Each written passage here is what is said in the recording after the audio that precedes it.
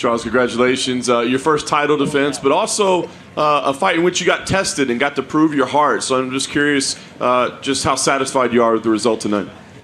Listen, I'm here to make history. I'm here to prove to people that I can. You tell me what you thought about the fight tonight.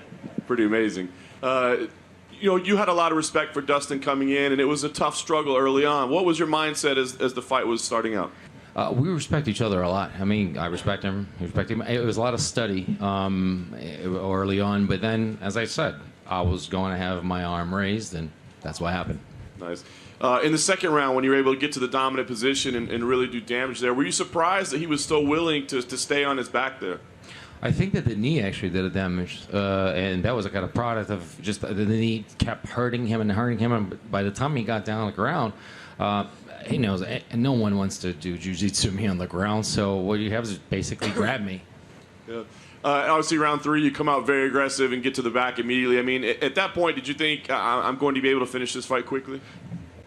I don't let opportunities get away. I always say that I have opportunity jiu-jitsu, so I take advantage of the opportunity. When I saw I couldn't pass it up, and I had to do it.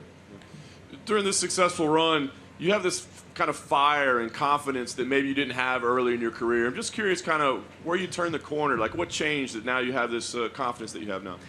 10 straight wins. My daughter was born. I can kind of turn the key.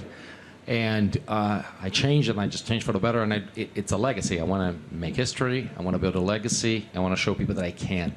Awesome. Last thing for me, it looks like Justin Gaethje will be next. I'm curious if it's going to be kind of a personal fight for you. You seem to get a little bit angry when his comments were brought up earlier this week.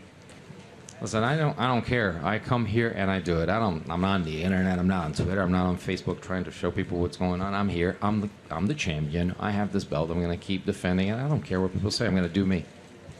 Congrats, champ. It's not often that the champion goes into a title fight and is the underdog.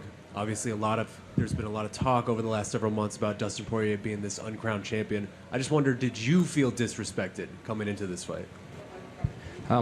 I don't care. I don't care what people think. I don't care what they say. I mean, look at what they've been saying about me. So they say, I can't take hits. Look at what I've been doing.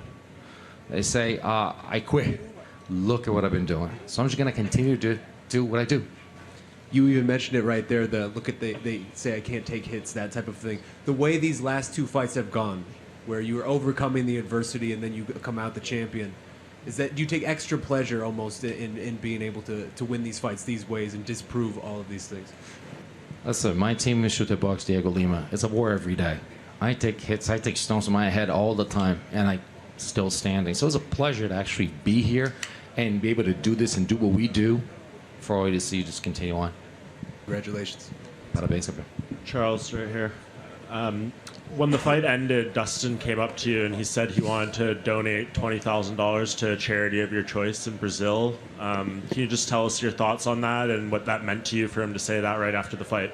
A very happy place. He does what I do. We have a lot of social work. We work a lot in the community. So I've said all along that I wanted to have a different kind of Christmas.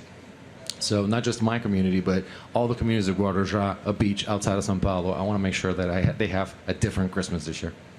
Charles, just a quick one. Did a fan steal your glasses when you were leaving the octagon? He stole it. He wanted a ticket and he didn't wear it. Did you get him back? We got it back. The security guys from the UFC took it back.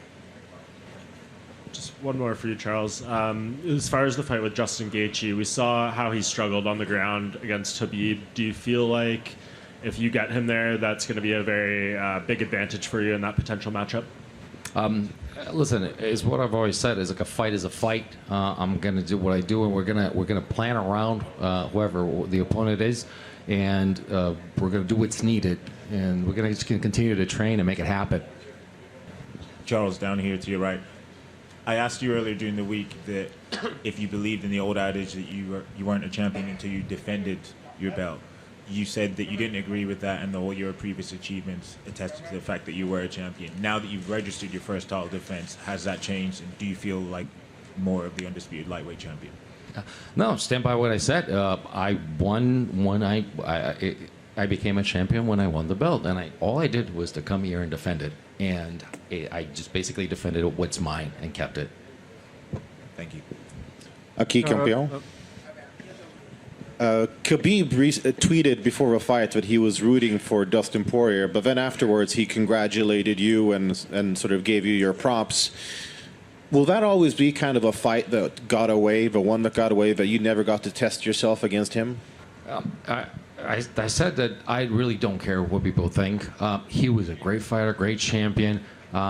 He had his history and his legacy, but he retired, and now history and legacy have a new name, and it's Charles Oliveira.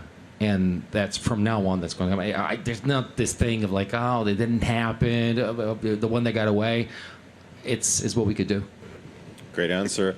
And Dustin Poirier was here earlier. Obviously, kind of crushed that he's tried twice now, not managing to capture a title. You guys have a lot of respect for each other, obviously. Do you have any kind of a message for Dustin Poirier going forward? Man, he's a great champion. He's a great fighter. He has humble beginnings, just like myself. And it's like you have to continue to believe. And when you get down, a champion is someone who gets down and gets back up again. And that's what he needs to do, and continue on and pushing forward. All right, and last one for me. Speaking of, championship mindset, I'm sure it would mean a lot to you to be able to defend your title in Brazil, but with the way that the world is, it seems a little bit uncertain. Where do you stand about it? How important would it be for you to be able to do that? And if it doesn't happen, are you all right with that? Surely that's something that's actually going to happen. But we understand that it's not our time, it's God's time, and that's how we work. And the world is changing, things are getting better, and hopefully that's going to happen. And it's going to be amazing to defend the title in Brazil. Obrigado. Charles, right here. Charles, about this time last year, it looked like the lightweight picture, there wasn't a really spot for you. We weren't sure who your opponent was going to be, what would happen with the belt. And now people are saying, one of the best runs by any lightweight in UFC history. Can you put into words what it's like to just have had this entire 12-month stretch? The man upstairs. My faith is the size of a grain of mustard, but it's just strong, and I did not let go throughout this whole thing. And then just God kept saying, "This is you deserve this. You're gonna get a chance, and you continue to make history and make legacy." And as it turns out, that's what happened. What made the difference in keeping that faith? Because I'm sure at times, whether it was losses or anything else in life, it was at times difficult. What made the difference that you kept believing even when it was hard? You have to keep your faith regardless of the moment. The moment doesn't matter. Your faith does. And I always like to say that the world's like life is like a Ferris wheel. So you're gonna be up on top, and remember that when you go all the way down, to go back up again, because it's gonna happen. Continue pushing forward, continue doing things, and it's gonna happen for you. And your faith needs to stay put as it is, as strong as it can be. Thank you, Charles. Congratulations.